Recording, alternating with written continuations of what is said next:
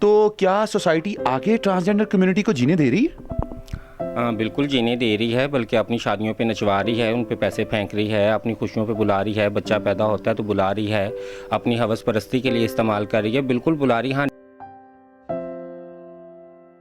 हुकूमत ने test tube का एक अनाउंसमेंट दे दिया कि अब जिन लोगों को, औरतों को प्रेगनेंसी के इश्यूज़ हैं या और 100 मामलात हैं, वो टेस्ट ट्यूब के ज़रिए भी बेबी को जो है ग्रो कर सकती हैं और फ्री ऑफ कॉस्ट है। क्या कहेंगी? अब तो आपके लिए एक बहुत बड़ी खुशखबरी है।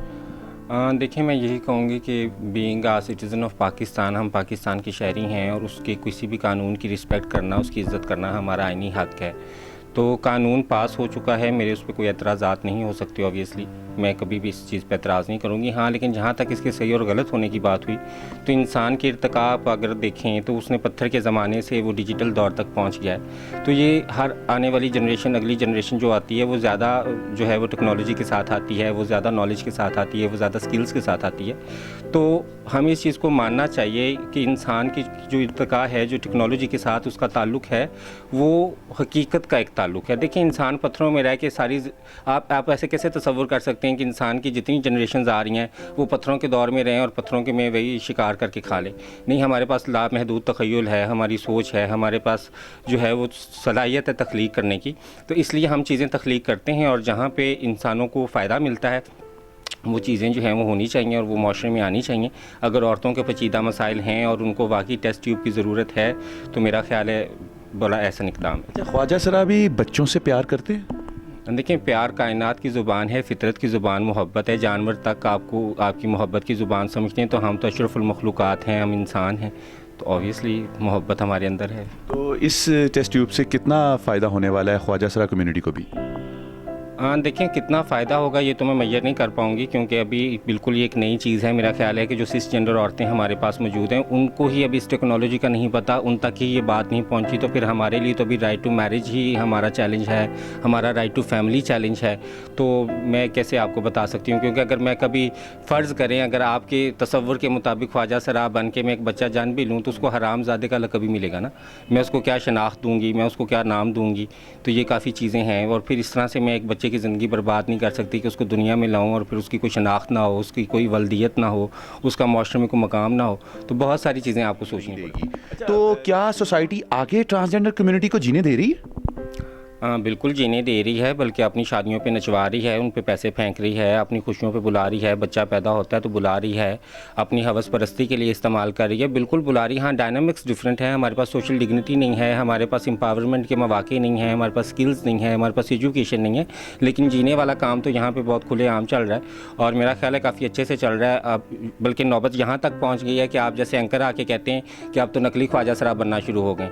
तो आप देखें कि ख्वाजा सराओं की कितनी अहमियत है इस माशरे में। अगर आप इसको एज सेक्स वर्कर या एज सेक्स स्लेव लें या एज आप इसको डांसर लें तो इतना ज़्यादा स्कोप है कि जो मर्द हैं वो भी ख्वाजा सरा आजकल बन रहे हैं, हमें तो ये सुनने को मिल रहा है। तो ये लम्हा फिक्रिया मुआशरे के लिए है, उसे सोचना चाहिए। इन सारी चीज़ों के तनाजुर में आप इस सोसाइटी को देखती हैं कि जिस सोसाइटी में औरत मार्च आ रहा है, औरतों की भी रिस्पेक्ट नहीं है, ख्वाजा सराओं की रिस्पेक्ट नहीं है, मर्द कहता है हमारी रिस्पेक्ट नहीं है, तो फिर आखिर ये वजूहात क्या है? हर बंदा अपनी कम्युनिटी में कह रहा है कि मेरे साथ ज़्यादती हो रही है। कराना चाहूँगी कि हम इस पाकिस्तान मुल्क की शहरी हैं और being a citizen of Pakistan, हमें जो आइन ने ताकत दी है, जो आइन ने हमें हक़ दिया है, मेरा ख़्याल है हम उससे वाकिफ़ नहीं हैं। हम उससे वाकिफ़ नहीं हैं तो हमें ये मसाइल हैं। अगर हमें पता हो कि हमने अपना आइनी हक़ कैसे लेना है, जैसे बाकी कौमें लेती हैं अपना आइनी हक़, तो ये मसाइल ना हो। और जहाँ तक रही बात इज़्ज़त मिलने की बात, तो इज़्ज़त आपको बनानी पड़ती है माशरे में। आप कैसे तसव्वुर कर सकते हैं कि एक भिखारी की और एक डॉक्टर की इज़्ज़त एक जैसी इस माशरे में? ये तो सोशल स्टैंडर्ड्स हमेशा से रहे हैं। आपको रास्ता खुद चुनना होता है, आपको मौका खुद तलाश करना होता है, आपको उस माशरे में इज़्ज़त बनानी पड़ती है। एक तवाइफ़ की और एक वो औरत जो प्राइम मिनिस्टर बन के सामने आ रही है, आप क्या समझते हैं कि किस औरत को इज़्ज़त मिलनी चाहिए? कौन डिज़र्व करती है इज़्ज़त? ऑब्वियसली जो प्राइम मिनिस्टर बन के आई, जो एक स्ट्रगल करके आई है।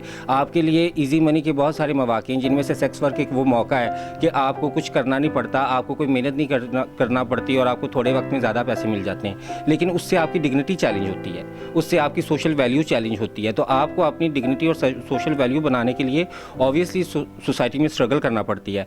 मैंने आपको पहले बताया कि बीइंग अ ट्रांसजेंडर एक्टिविस्ट और रिप्रेजेंटेटिव ऑफ ट्रांसजेंडर कम्युनिटी, हमारे पास जीने के मौक़ों की हमें परेशानी नहीं है। हमारा मसला ही तो राइट टू डिग्निटी है।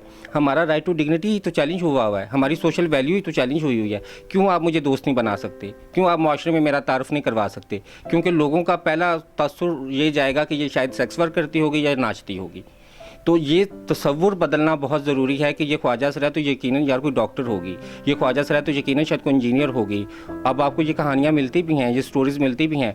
और जहाँ तक रही हमें हक़ मिलने की बात, तो वो सन 2018 में हमारा ट्रांसजेंडर प्रोटेक्शन एक्ट जो है वो हुकूमत पाकिस्तान की तरफ से पास किया गया है, जिसमें हमारा सेल्फ परसीव्ड आइडेंटिटी का जो राइट है, जो हमारा राइट टू एजुकेशन है, राइट टू वोट है, राइट टू हेल्थ है, जितने डेमोक्रेटिक राइट हैं वहाँ पे इंश्योर किए गए हैं। अब ये हम पे एज अ सिटीज़न हमारी रिस्पॉन्सिबिलिटी है कि हम उसको किस तरह से इम्प्लीमेंट करते हैं, हम किस तरह से वो अपना राइट एक्सरसाइज करते हैं। जिस तरह कि हमारे पास देखें सीडॉ है, हमारे पास बीजिंग है, हमारे पास औरतों के हुकूक के बेशुमार कवानीन मौजूद हैं, लेकिन औरत उस राइट को एक्सरसाइज नहीं करती। और जब वो एक्सरसाइज नहीं करती तो वो मजलूमियत और फिर वो रोना और फिर वो परेशानी। आपके पास मर्द आप अगर हैं तो आपके पास डेमोक्रेटिक सिटीज़न होने का पूरा राइट है, इवन कि आपके पास राइट टू वोट है, आप अपना लीडर तक खुद चुन सकते हैं। तो इसलिए हमें बहुत ज़्यादा एजुकेशन की ज़रूरत है। हमारी सोसाइटी में असल में तालीम की बहुत ज़्यादा कमी है, और तालीम की कमी होने की वजह से हमारे पास फिर एक टिपिकल टैबू माइंडसेट बन जाता है, जिसको ना हम चैलेंज करना चाहते हैं और ना हम बदलना चाहते हैं। लॉ में जो भी कानून पास हुआ है, ट्रांसजेंडर कम्युनिटी का भी सोचना चाहिए था। जो आपने बड़ी खूबसूरत बात की कि वो उसको हराम का बच्चा कहेंगे, तो क्या उनको ये सोच के चीज़ों को ऐड करना चाहिए था? हाँ देखें, ये डिपेंड करता है कि ट्रांसजेंडर कम्युनिटी ने एडवोकेट किया स्टेक होल्डर्स के साथ कि नहीं किया। क्या हम जो सिटीजन्स ऑफ पाकिस्तान हैं ट्रांसजेंडर्स, क्या हमने अपनी ये रिकमेंडेशन स्टेक होल्डर्स को दी है कि नहीं? हाँ, अगर हमने अपनी रिकमेंडेशन दी होती जो अकॉर्डिंग टू लॉ और अकॉर्डिंग टू ह्यूमन राइट्स ठीक होती और according to our Islamic values भी ठीक होती, और फिर स्टेक होल्डर्स उसको ना मंजूर करते या उसकी तरफ नज़रसानी ना करते, तो वो एतराज़ था। लेकिन चूँकि अभी हमारी तरफ से कोई ऐसी रिकमेंडेशन गई नहीं है, तो एतराज़ मैं नहीं कर सकता।